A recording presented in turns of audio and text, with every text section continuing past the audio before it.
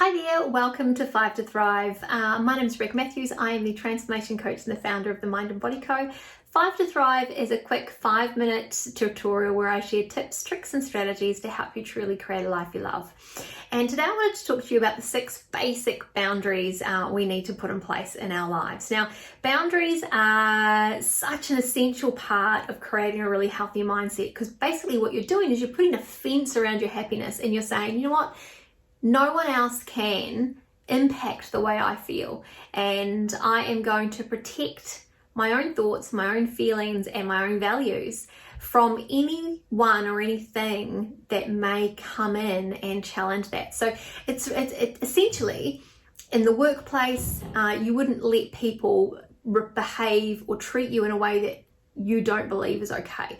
In your families, you wouldn't let people treat you or behave in a way that is not okay.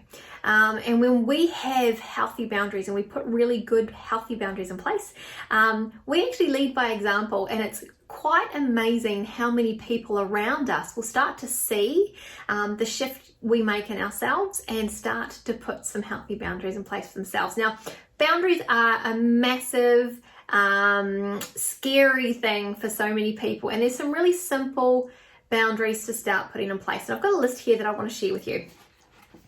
So essentially these are some simple boundaries that we need to commit to put in place and also to respect in others. So the clarity on my personal values. So I make a commitment to know my values, to know what I value, to know what's important to me, and to respect those, and to also respect that in others.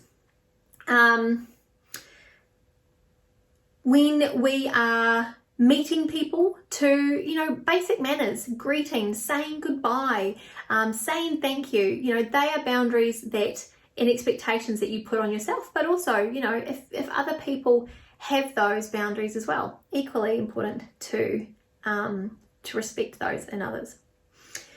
To decide my personal preference when talking about people, issues and experiences.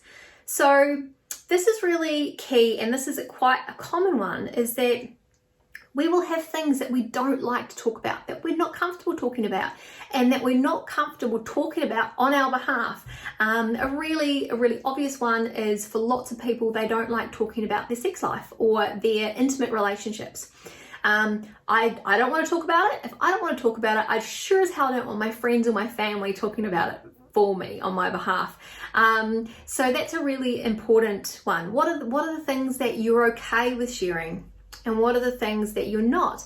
And if you're not okay with sharing it, then have you communicated with the people in your life that actually they're conversations and topics that you're not comfortable with? And not only do you not want to have that conversation, but you really don't want them having it on your behalf either.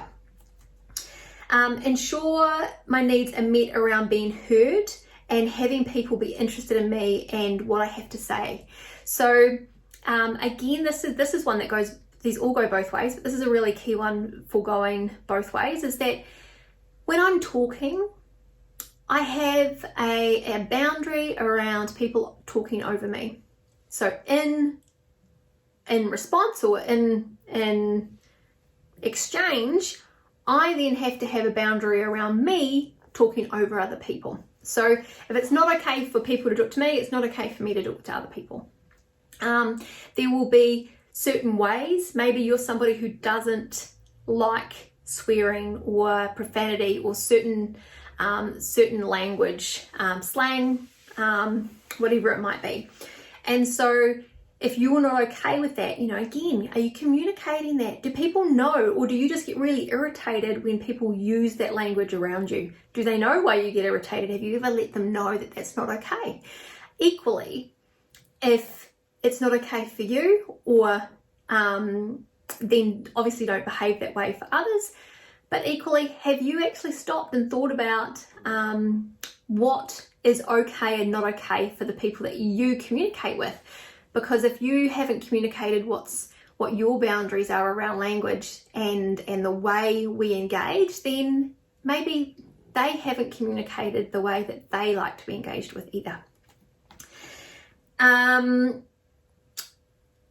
giving permission to live the way you want to live. So often we think, I don't need other people's opinions. I don't need to be told how to behave, what to do, how to feel, all those things.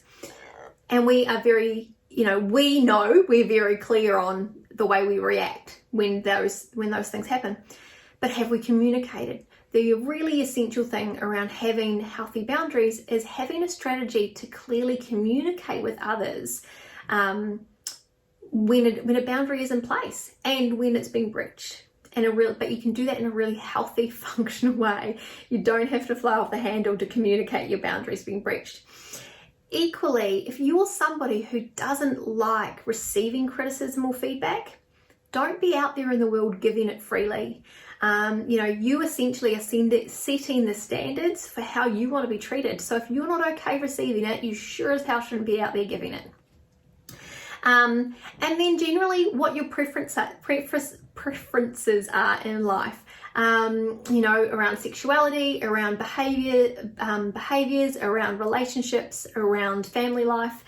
You have your preferences to the way you want to live and the choices you're making in your life. So it's really important that you therefore respect the choices that others are making. So it's a really quick, in a nutshell, kind of some perspective around and some thoughts around setting boundaries. And when we create boundaries and we make a commitment to keep them for ourselves, we equally need to be open to the idea of respecting other people's boundaries. So would love to know what your thoughts are around that. Like I said, boundaries is quite a big topic that we usually spend quite a bit of time on with my clients and in our workshops. So if it's something that you'd like to discuss further, reach out. But I would love for you to share what's come up for you. What have you learned? What have you thought about? Do you have really solid, clear boundaries in place? Do you have a clear strategy for communicating it? And if you don't, what are you going to do about it? All right, bye for now.